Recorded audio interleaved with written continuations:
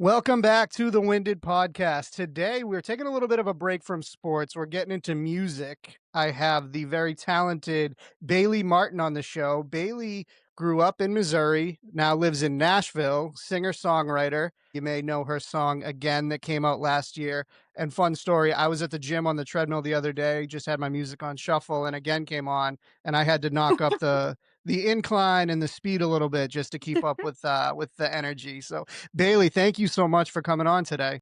Thank you so much for having me. I am so excited to talk with you guys today. I'm really, really This has excited. been we were talking about it before we started recording. This is something that we started trying to put together back around Christmas time, and just Yes. Bailey's very busy and just we haven't just been able to connect. But it's very exciting that she's here today and she actually has some news. Bailey, Yes. why don't you take it away? Yeah, so I know I've been in the country genre for the past like maybe 4 or 5 years now, and I'm actually switching to the pop genre. So we're kind of having a genre shift right now, which is why it's been a little bit since we've had music come out, but I can say there is some music. It's on the way. It is coming, and it is going to be completely different than anything I've done before, and I'm so excited to share it with y'all. That that is very exciting news. What kind of prompted the shift in genre? Honestly, I've always loved country. I grew up country. I am from the middle of nowhere in Missouri. So country is very just it's what we all know and do. I actually started in the pop genre at 11 years old, and that's kind of what I've always loved. I've always loved like Bruno Mars, Taylor Swift, like I did love Justin Bieber as a kid. Like that was like my vibe as a child, and I've always played that type of music and enjoyed it. And country was just it was just kind of the thing. It's like my home, my background, my roots, but my passion as a performer, more with dance and choreography and everything, that's kinda where pop comes into play for me, and my style, like, with outfits and stuff, I've always loved more of the glitz and glam, not necessarily dressing it down, and I feel like in country, it's more of a natural type of vibe, and for me, like, when it comes to, like, outfits, I wanna be, like, shining like a diamond. I love that. So country music, I would say over the last couple decades has kind of come closer to the pop genre, at Mhm. least the mainstream country music. Oh, How much is that 100%. how much is that kind of played into like, your being the country artist that you were and the sound that you had, you really were only a couple steps away from being pop music. Yeah. So how much kind of has that transition kind of helped and made you feel like it is a jump, but it's not, like going from it's not like Johnny Cash going pop Yeah. music. 100%. I mean, I felt like my music is pretty much it was still country, but it was more like country rock, which can dabble into pop. And for me, like I always planned to switch over, whether it was now or whether it was 10 years down the road. I knew I wanted to do it. It's something I've always wanted to do, but it's not very far off from what I was doing naturally. Because naturally, with my personality, with the type of vocals I have, it's always going to kind of have that pop feel a little bit or more of a rock type of performance, just because I love to over exaggerate everything in my music. It's very hard for me to be laid back. I mean, I can be, don't get me wrong. I can do slow and do the country, like the slow country, which is more like your traditional country, but I love, like, amping it up and doing something exciting, and country is so storytelling, but I wanna kinda take my country storytelling and turn it and use that in pop, because pop, I feel like, doesn't use as much storytelling as country does, which is why country is the genre that it is, and I'd love to just kinda collaborate the 2, and I feel like Morgan Wallen's a great example of that. He is great at storytelling, but he's also great at making it very upbeat and fun and catchy and doing both, and I feel like a lot of artists now, like Jesse Murph, I'm trying to Post Malone, like, off the top of Hardy, they are great. Ella Langley is also amazing. Megan Moroney's great, and they're great at combining the 2 now, but they still have that country twang. For me, I love it, and I would still do some of that in my career. I just really would like to kinda do more of an influence of, like, Zara Larsson, Tate McRae style with the storytelling. That's kinda my vibe. You are speaking my language. That's I love all those artists that you listed, and I do like the definitely the country artists that you listed, but I am closer to like I love pop. I love top 40. I love kind of just the, the catchy, the upbeat, the all of that. But you are right that it doesn't have kind of a lot of it seems, very manufactured and not Mhm. like it lacks kind of the storytelling element that you get in country music, so I think that's great that that's the goal that you have. I feel like back when we let's say the 2000s, because that's what I love. 2000s pop was it for me. I felt like storytelling was way more involved than with, like, Maroon 5, Bruno, Katy Perry, Taylor Swift. Like, the storytelling was a huge part of pop music then, and I feel like now we've kinda lost that a little bit, and it's slowly coming back into it. And I would just love to, as an artist, kinda embrace my 2000s roots with my country roots of storytelling and just throw it all into one big ball and combined it together. I love that. What do you think has kinda caused that lack of storytelling? Do you think it is, like, analytically driven? Is it kind of the attention span? Like, obviously, like, being big on TikTok is huge, and that Yeah. can be people are writing songs to be, like, sounds so they can sell their music that Yeah. way. What do you think is causing kind of the lack of storytelling? I think the lack of storytelling is one, people are not as in touch with their emotions, I feel like now, as they used to be. I feel like a lot of the time, like, we have so many things in our lives that pull us away from how we actually feel and the things that we think in our daily lives. Even with, like, kids, like, I remember being a kid and going outside and playing with a stick. Now, kids, they sit on their iPad and sit on the couch. Well, I would come up with, like I would think I'm like Harry Potter in the woods or something, okay? So, like, that is a lack of creativity in children, and I think it kinda creates a different thing. But then again, with having, like, AI and those types of things, like, they're great tools to a certain advantage, but they do take away the imperfections, which is what makes music music and what makes life life. Like, that is the beautiful part of telling a story are the imperfections in the story. It's not everything that made the story good, it's the good and the bad. I feel like nowadays everything's so formulated and calculated a lot of the time because they're like, well, we knew what worked in the 90s, we knew what worked in the 2000s, so let's just copy the formula and make this artist an artist. Because a lot of the time, when these artists are going viral off of TikTok, Instagram, social media, I feel like a lot of the time they're not ready for a career. When you blow up like that, they're not like, "Oh, I have my vision, I have my wants, like I know what I want to do." It just happens. And they kind of get thrown into this and it's all super fast and I don't feel like they're very in tune in the moment, like really taking in what's going on because it's so chaotic when it happens. And or they do it and we have influencers that do it because they wanna make extra money.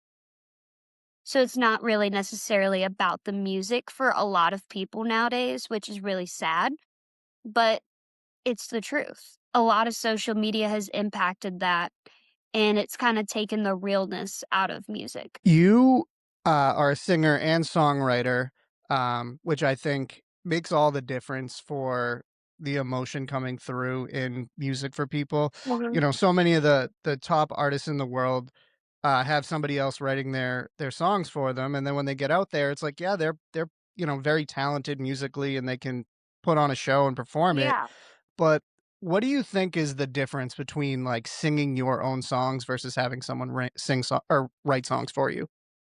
I genuinely do not like other people writing songs for me. I have been huge on that. I started working with a new producer back in August, and me and him have been doing a lot of writing sessions with other people as well. And the biggest thing that I have always told him, like 100%, like, I want to be involved. I have to be in the room. I have to be writing with y'all. Like, I'm a huge lyricist. That is my biggest thing. Like, lyrics really matter to me.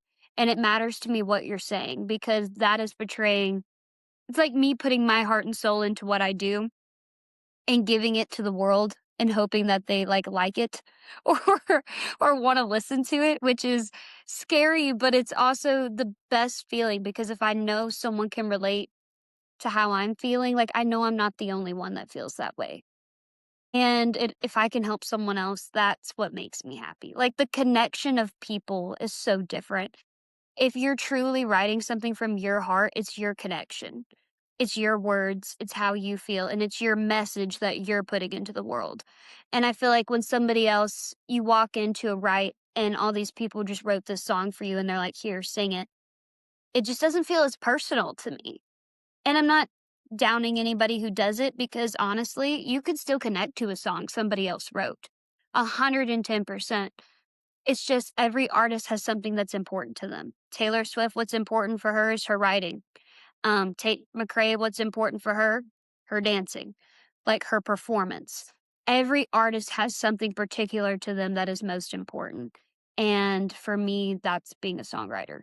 100%. I think that's great, and I think, the connection to the words that you wrote really come through in your music, and really anybody who, writes their own music, you could definitely tell the difference, and, there are so many talented songwriters out there that make a career writing songs for other Mhm. people, and I think that the best, examples and successes are when they're written kind of with a purpose in mind, whether it's, John Bellion writing something, very specifically for an artist and not just, writing a song because it's what you Mhm. think and, selling it to the highest bidder who, Yeah. is willing to perform it. I think, there can be success when it's kind of written with a purpose for a specific person. 100%. You can also be successful too. Like, there are so many writers, especially in Nashville, that either can't sing or they don't want to sing, or that's just like not the lifestyle that they want, but they love songwriting. And for me, like, I am always so open to collaboration. I love collaborating with people, I love writing with people. Now, my songs that are out right now, I think I only have one song out right now that I wrote with two other people, but most of my music I've always wrote alone. Living in Missouri, there's not a whole lot of other people who are interested in music or songwriting. So most of the time I wrote from my bedroom. I never really wrote anywhere else. But living here, I love being able to feel other people's energy and how they feel and collaborating our minds together to make something beautiful because it basically takes what I want to say and how I feel and just makes it a unified experience. And I'll go back and like listen to something we wrote 6 months ago and I'll be like, I remember that little memory of us like writing this song and how good it felt that day or like how bad it felt. Like you never know. Like it's so beautiful to see the pivotal moments and growth that happen through songwriting, and it's like having your own little diary. You mentioned the move from Missouri to Nashville. How much of kind of a level up, whether it's just the energy of the people that you are around, there's obviously people are there with a purpose. How much did that kind of really give you like a jump start to like, taking your career to the next level? Well, genuinely, when I first moved here, it was a very humbling experience. I mean, it was not glitz and glam. Moving to Nashville, I was sitting on my couch and it was Christmas and I was sitting with my mom and I'm like, I don't see myself marrying anyone here. I don't see a future here for myself. Like, I think I'm just gonna move. And she's like, "What? We haven't discussed this. Like, where did this idea just pop in your head?" And I'm like, "Yeah, I'm moving." So I found a job within 4 days, packed up my car, she loaded it up with me, and we ended up moving here. And we sat on the floor eating ramen with plastic, and and that was the experience. I mean, it really pushed me to go, "Okay, I'm grateful because I'm getting to live my dream." But life isn't always the glitz and glamour, but that's the fun part about life. Because even though it was really hot, because they didn't turn on my AC in my apartment that day, we had to eat on the floor. I still was so just happy to start pursuing my dream. I've always pursued it, but pursuing it on my own was such a different experience. And coming here, there's so many amazing, talented artists, musicians, dancers, actors, singers. Like, there's everybody you could imagine. And getting to be around like minded people for the first time in my life was the best feeling ever. But it's also super like, it creates an awareness for yourself. Like, oh, like, I got a lot of work to do. Like like, this doesn't just happen overnight. Because you could walk into a bar and meet one of the best drummers of all time, and you're like, "That's cool." Or you could go into another bar and you're like, "My gosh, it's Taylor Swift's guitar player that played on the Eras Tour," and you're having a conversation with them. And it's like, this is so cool, but at the same time, it's like, if I wanna get there, I got you gotta put in the work. It makes you realize and go, okay, there's a lot of things that go into this. It's not just I blow up on TikTok and my life is beautiful. Like, that is not, and I think that's a huge misconception. Yeah, I was just about to ask you what's kind of the big misconception of the music industry, and I think, Nashville is probably like what Hollywood and LA is for acting. Nashville is kind of that for at least at the very least country music, but music as a whole. I mean, so many people Yeah. kind of whether they're from there or they go there, it's kind of a stepping stone. It's a starting point for a lot of people. And I think, when you hear somebody looking back on their career that started there and you don't necessarily understand kind of the struggle and the work and everything that goes into it. It's Mhm. just like you don't just it's not just you check in Nashville and you're like, "All right, I'm a star now." Yeah, no. I mean, I wish it was like that. That would be way easier, way more fun. Honestly, as an artist, I'll give you 2 misconceptions. I'll give you the one of the music industry and as an artist. Most people as an artist assume that you just sing and songwrite most of the time. It's all they think you really do. When you're beginning as an artist, I'm booking shows. I'm my A&R person. I am a financial manager. I'm a band manager. I'm a tour manager. I do all my clothes. I do all of my makeup. I do my hair. Like, you you're the set list person, you writing and recording music at the same time. So you wear several different hats. I'm a photographer, I'm a videographer. You do so many different things, especially in the beginning, because you're not going to have anyone else do them for you.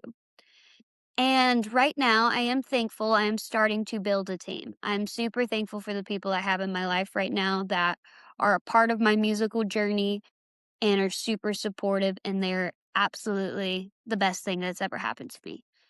Um, but a misconception about the music industry, a lot of people nowadays think if you blow up on social media, everything else is going to fall into place. And that is not how it works, unfortunately. If you have one song and it goes viral, that's great. But the question is, are you going to make a career or are you just going to be a viral hit on TikTok? And that's kind of a big make or break for a lot of labels and other people. Um, and the label really is just the bank. That's really all the label is. The label doesn't dictate talent. There's millions of artists that are probably some of the most talented people that you've ever met, and you've never heard of them. And they're probably 10 times more talented than a person that's blown up.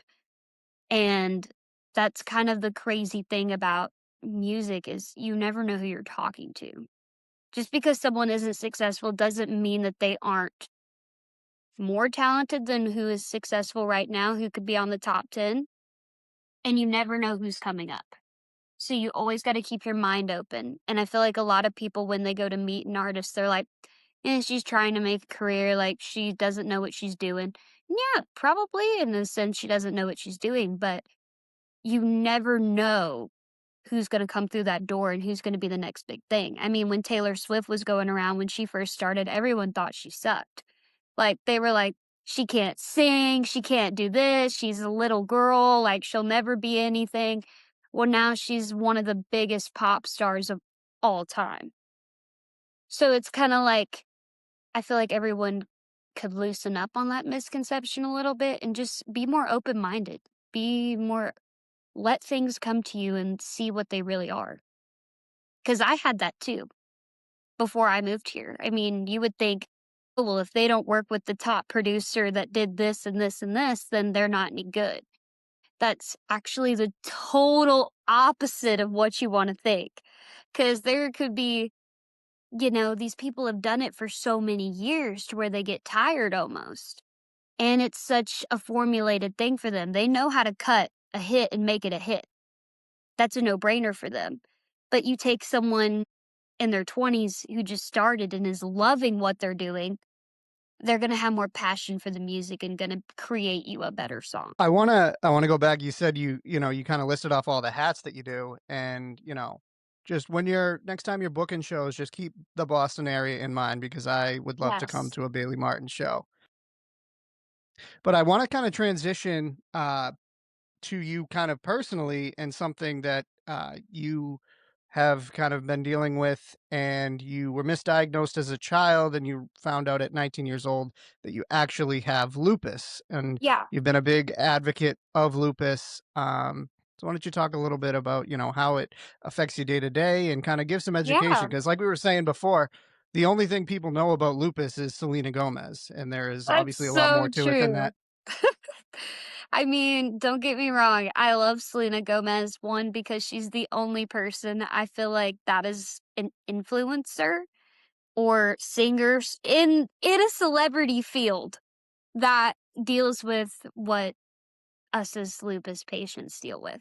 So I've had lupus since I was 8 years old. I was misdiagnosed for a very long time. They thought it was pediatric fever syndrome, and basically doctors would have no idea what was wrong with me. They would be like, "Well, this doesn't make sense. This doesn't make sense."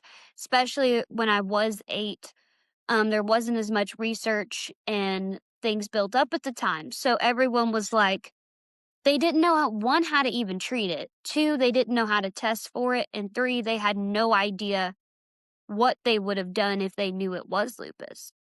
Um, I've gotten asked to basically be a lab rat and be tested on for research several times and given medications, and it's kind of interesting. They almost treat you like you're like a science project and not really a human in the medical field. But I had luckily found an amazing team of doctors that kind of helped me got get sorted out. Whenever I first had my misdiagnosis, they gave me a medication which caused me to go into a coma for a few weeks, made me extremely sick, caused my lungs to collapse. It very well could have ended singing, but not just singing, it could have ended my life. Um, and it was absolutely terrifying. I could not go to school. I kind of stopped going to high school when I was 15, and that was just kind of over for me. Like, I felt like I graduated and I never really ever came back. I attempted to go back for my senior year of high school for about a month, and then they pulled me out again because of lupus and being sick all the time. So I didn't really have the traditional high school experience. I didn't really get to go to parties. I didn't really get to have that like, I never went to prom, I never went to homecoming. I did go to some football games, that I did do. Um, what else did I do? Not really much. I had, like, maybe 2 really good friends. I had one best friend growing up, um, and we were super close, and that's kinda was my life. I had one really good guy friend and one really good girlfriend, and they kinda kept me very well grounded throughout my life. Um, I'm not as close with them now. We obviously live very 2 different lives. They live in a small town. I live here. Just 2 different perspectives. I still love them very much. We just went our separate ways. Um, as naturally as that happens when you get older. Of course. And, also with lupus, another thing is some of the symptoms and stuff. So, a lot of the time, I'm basically I always tell people I'm allergic to the sun. I'm really not allergic to the sun. I can be in the sun, but it causes me to have like huge hives. It makes me super sick and it causes me to flare up a lot. Cold weather causes my hands to hurt really bad. Um, to where like they can't hardly move. And like if I like do this, like it like hurts my whole hand. My joints are always swollen. I'm always tired. The fatigue, I don't think a lot of people understand. Like you are always exhausted. Um, I get really bad anxiety because my body feels like something's always wrong. So it's attacking itself, which makes your mind go, what's wrong? What's wrong? What's wrong? Really, when nothing's wrong. So I'm always like very antsy a little bit. Or I'm either really antsy or I'm like, I need to sleep for 48 hours and don't like wake me up, which is very well possible. I am the queen of sleeping. I can sleep like there ain't nobody's business. Um, but that's just a part of lupus. Honestly, there's so many other things that affect. I mean, you can get hair loss. Um, a lot of people have a lot of skin issues. I luckily don't have very many skin issues. For me, it's different for everybody. I met a lady that got lupus from surgery, which is crazy Yeah. because I've never heard of that. But I got lupus through genetics. Both of my parents have the lupus gene. It doesn't affect them, but it does affect me. If I were to have kids in the future, it could potentially, it's like a 50-50 chance. So finding a husband is very interesting because I will make them do a DNA test before I marry them because I gotta know. I Oh, gotta yeah. know.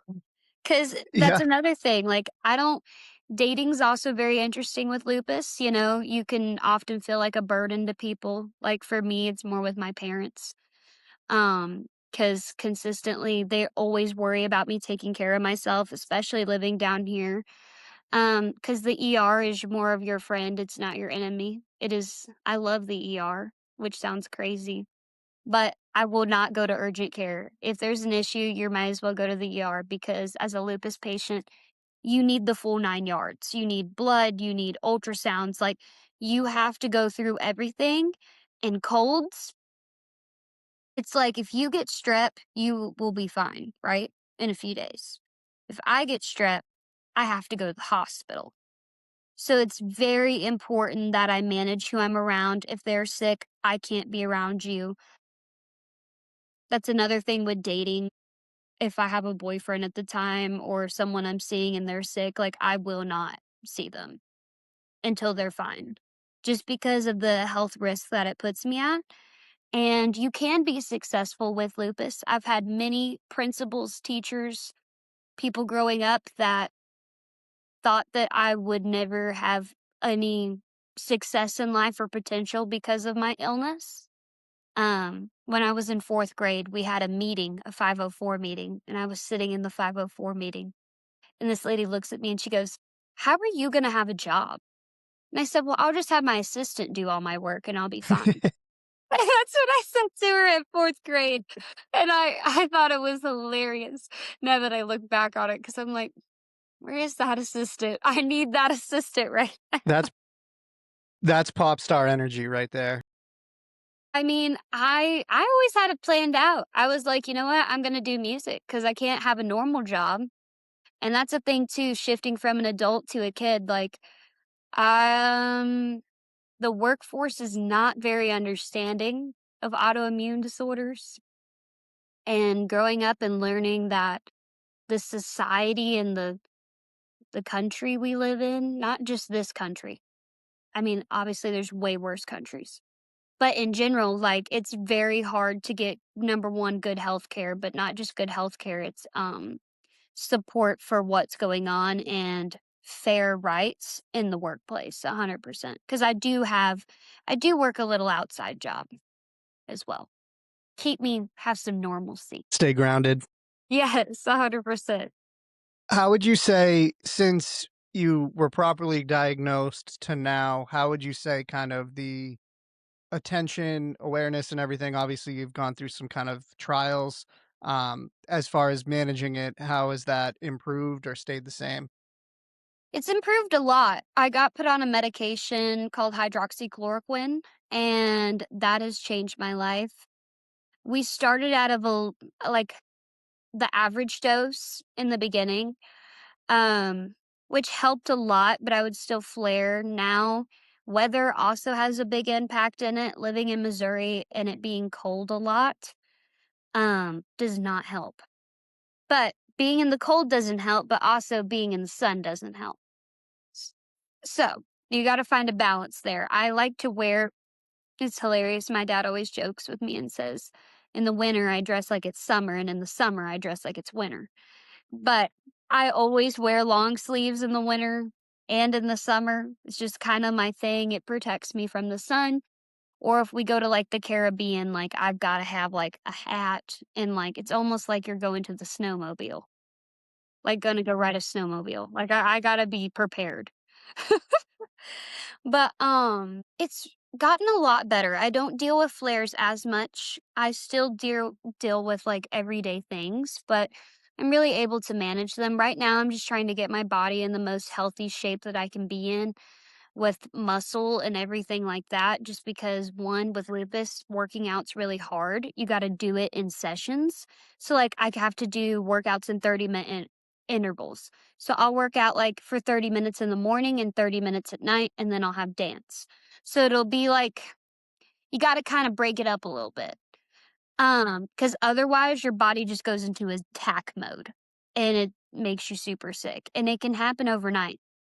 I can get super excited about something and trigger my lupus. Like, your emotions and your physical exertness controls your flare-ups. Well, I mean, for you to be dealing with all of that, like, in your body kind of being under attack, for you to kind of power through that or at least manage it and be able to, still pursue your career and your dreams and everything it's inspiring, Thank you, thank you. I of mean, course. it's weird. If it's a day job and I don't feel good, I don't wanna go. But if it's music and I don't feel good, I will still show up. I might be laying on the floor crying while we're writing a song, but I'm still gonna write that song. Like Of that course. it's different when you love something versus when something's just paying a bill. You couldn't agree more, for sure. I do wanna kinda transition since we're talking, about entertainment and, being a star and everything. We do want to get on the record that Bailey Martin is not in the Epstein files, and she was not on the Diddy guest list. So, um, No. I know that a lot of big names have kind of been dragged through the mud, and we just wanna get it out there that Bailey Martin Yes. is not involved in any of those shenanigans that other stars have taken a part in. I am not, and I do not plan to be in the future. Um, yeah, I've never attended a Diddy party. I still don't plan on going. I don't know if he still has them anymore. I don't know if he's in jail. I don't know his circumstances. And Epstein, Even I don't know if Epstein's alive or not alive. I don't know, but I'm not going to that island. Wouldn't you hate to be it seems like every week there's like a picture of like somebody somewhere that looks like Jeffrey Epstein and they're like, "Oh, he's alive and he's in Amsterdam," or Yes, he's and they're like like, "He's in Israel right now," and I'm Yeah, like I just actually saw a TikTok that was like, "He's in Florida right now, he's in Florida right now," and I'm like, "What's true and what's not true? I don't even know anymore." it would just be so terrible to look even somewhat like him and just people are probably looking at you, people Can are you calling the imagine? police. Could you So, imagine? yeah. I Well, couldn't Bailey imagine being twins, like, with someone like that. That would be crazy. Yeah, no, that would be awful. Like, you'd be Yeah, someone be like, "Oh, your look-alike is them," and I'd be like, that's a "That's so doppelganger you don't insulting." want. Or even just having, like, the name, like, I'm sure that there's plenty of Jeff Epsteins out Oh, there that are, like, or Jeffrey. accountants. Yeah, yeah, you gotta change your name or you gotta do Like, what do something, you that's even just do? You can't yeah. I would change my name. I'm not gonna lie, I would change my name. Yeah, like, imagine if you were looking for, like, a new agent or something and his name was Jeffrey Epstein. That guy's just going to the bottom of the list, you're not calling that Oh, guy. I no, no. You know it's not him, but it doesn't matter. You can't say, like, "Oh, I'm Bailey Martin represented by Jeffrey Epstein." Yeah, no, absolutely not.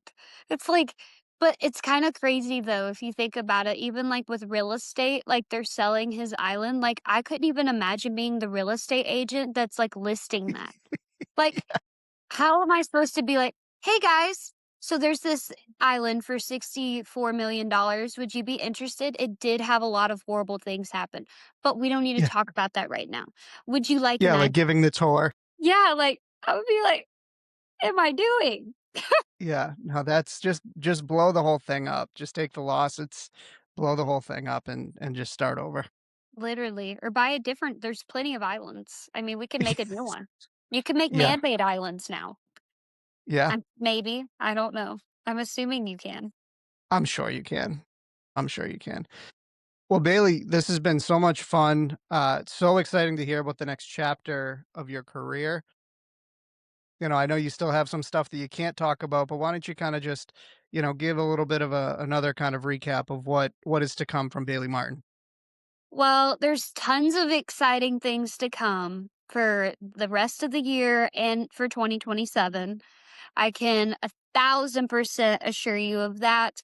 I will be getting back into shows once I kind of get through this period of shifting my music into what I'm wanting it to be. Right now, I'm dived into writing. We write almost every day with different people, and that is literally what we do. And I'm super excited. I can't wait for you guys to see the new chapter. There's going to be dance, it's going to be very colorful. Um Fun, exciting. There's going to be a lot of glamour cuz I love the glitz and glam, so there's going to be tons of that. Um and really just really awesome things are coming. I have started writing for films as well, music-wise. So there's a lot of exciting things coming in that era too. And I can't wait to tell you guys. I wish I could tell you, but I can't. Well, we will have you back on when that news is allowed to be shared with the public. I will have Yes. you back and we can do this all again. Where can people find you, Bailey, on social media? You can find me, my social media, my Instagram is Bailey Michelle Martin, which is my first, middle, and last name. You can look me up on Spotify, just Bailey Martin, or Apple Music, anywhere you want to find me. My usernames are all the same for Instagram, TikTok. So just go check me out. Let me know what you think, and just keep in mind, there's more coming. There's a new era that is coming, and I am so excited. I can't wait. I love the old stuff, so I can't wait to hear the new stuff. Bailey, this has been so much fun. I can't wait to follow the rest of your career. We will definitely do this again. Yes, 100%. I can't. Thank you so much for having me today.